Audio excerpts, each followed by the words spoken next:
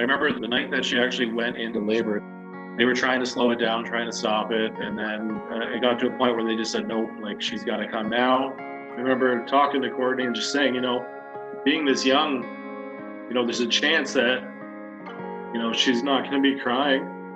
They held her up for us and she started crying right away. And, we started crying. They took her right into the NICU. And so, we went in there and she was all wrapped up in plastic. And that was the first moment where it was like, oh man, like, what are we going to do? I'm Courtney McDonald. This is my husband, Trevor McDonald. We're from Essex. We had our daughter at 27 weeks, so 3 months early at the Windsor Regional Hospital. And we weren't sure what our next steps were going to be, obviously, because we had never experienced this. Knowing that we were from Essex and a little bit of a drive, that it's probably ideal for us to stay in the hospital. And, even just that, being able to be in the hospital with her and a floor away was, a dream come true to be that close. When the time came that we were able to hold Callie, like it was, they say for development, it's the skin-to-skin contact is huge. So every minute that we were able to be there holding her, we were. The one word I would use to describe Ronald McDonald House is home. Just the staff there was amazing. They walked us through everything, and it was so much more than just a room to stay in and, a kitchen to cook food in. Every day there was a meal being made for you. Most days you had a dinner prepared for you. Some days you had lunch come in and there was constantly people coming in and baking. Like I think I put on 15 pounds because there's constantly cookies and cake and Rice Krispie squares. And it's so much more than we could have ever hoped for.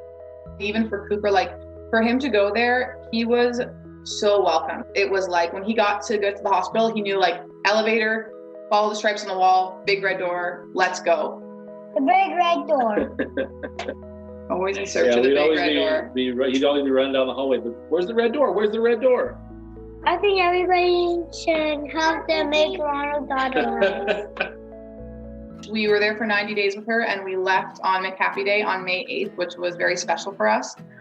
We made sure we stopped at the closest McDonald's and then went back and picked her up. And since then, she has been a firecracker, which is the exact word I was going to say. Which is really good, because they always told me in the NICU the first couple days, they were like, oh man, she's a fighter and she's moving around and she is sassy.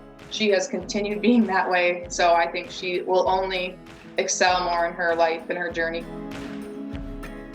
It does actually really feel like a home away from home, because you walk through doors that are still in the hospital, but it's set up so perfectly that it doesn't feel like I'm in the hospital anymore.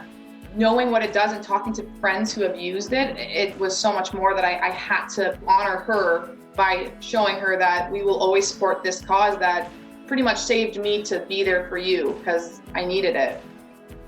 Our whole experience there, in the Ronald McDonald House, in the NICU, it was just like it was one big family. And we couldn't be more thankful for our experience.